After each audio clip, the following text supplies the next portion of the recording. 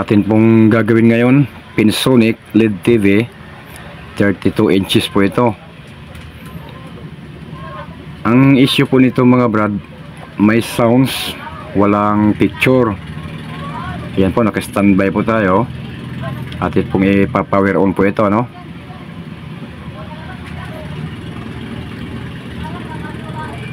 Ayan, naka-asol na po tayo. Ibig sabihin po niya, nagpa-power na po yan. Kaso lang wala po siyang display mga brad, oh. Pero kung napansin nyo po, meron po tayong kulay asol na naaninag, oh. Ibig sabihin yan, buo po ang ating backlight. Kasi mga brad, sabi po ng may-ari nito, sira daw ang backlight. Kaya sabi ko, dapat matesting po muna natin para po malaman natin kung anong sira talaga nito. Kaya ngayon mga brad, tumutok po tayo para po malaman ninyo kung ano po mga sekreto po sa LED po, ano, tulad po nitong Pinsonic. Kaya samahan nyo po akong buksan ito para maituro ko po sa inyo kung paano.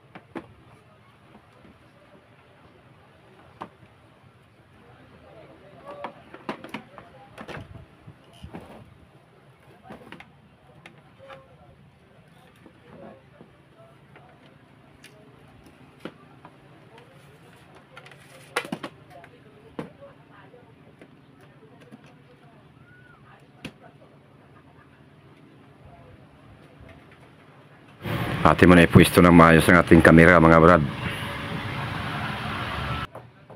Ngayon po mga brad, pagpasensyahan nyo na po, medyo maiksi lang po itong paliwanag ko. Magigits nyo rin naman to. Ngayon mga brad, ito po yung ating mga signal. Tulad po nitong CKB1, CKB2, kaso lang hindi K mga brad, CPB1, CPB2, CPB3. Ngayon mga brad, tatry po muna natin sa CPB2 kung pangilan po ito. Ngayon natin na pong bibilangin mga brad, ha. 1, 2, 3, 4, 5, 6, 7. Bali pang 7. Sa test point naman tayo mga brad. 1, 2, 3, 4, 5, 6, 7.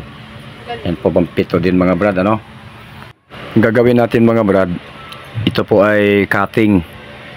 Subukan po natin cuttingin itong pampito, CPB2. Pag ayaw pa rin mag-display mga brad or picture, dilipat po tayo sa CPB3, CPB1. Kaya subukan muna natin itong CPB2, cuttingin.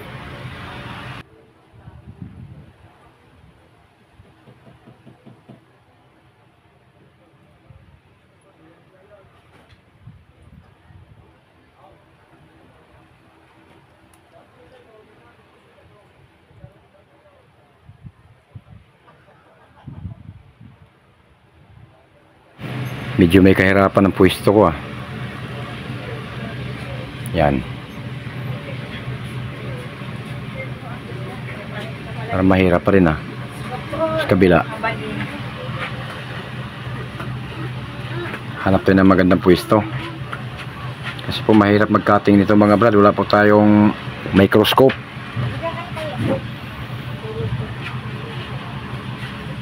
Parang mahirap pa rin, oh. Dito sa kabila.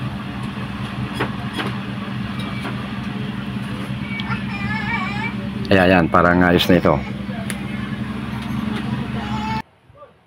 Ngayon mga brad, atin na pong kakatingin itong pang 7, CPB2.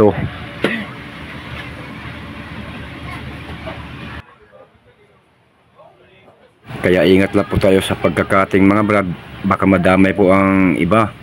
Kaya kung ano po yung kakatin natin, kailangan yun lang yun talaga ang ating ma-cut.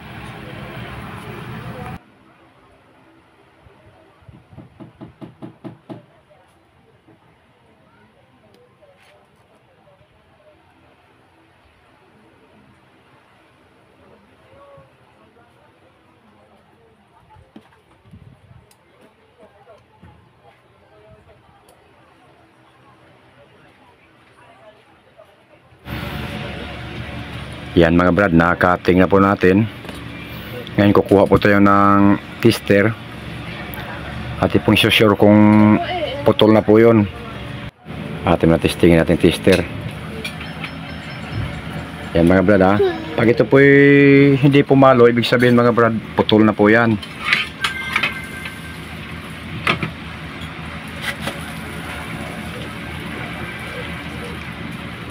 Nako, mali yata ang tinister ko. CPB1 yata ito ah. Sa to tayo.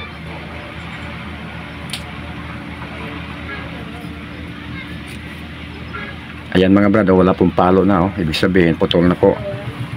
Kaya ngayon mga brad, bago po natin i-plug in, kakabit muna natin tong pindutan.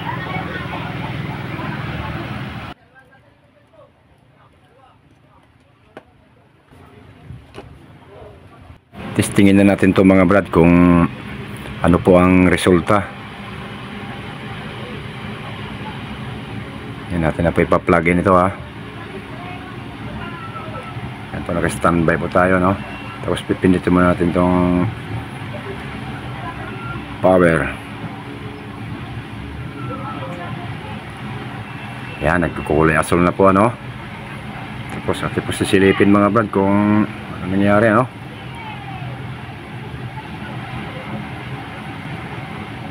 Ayun mga brad, oh, meron na oh. May display na rin nakalagay na no signal. Buti nakuha natin mga brad sa isang cutting lang. Kaya ganun lang gagawin nyo mga brad.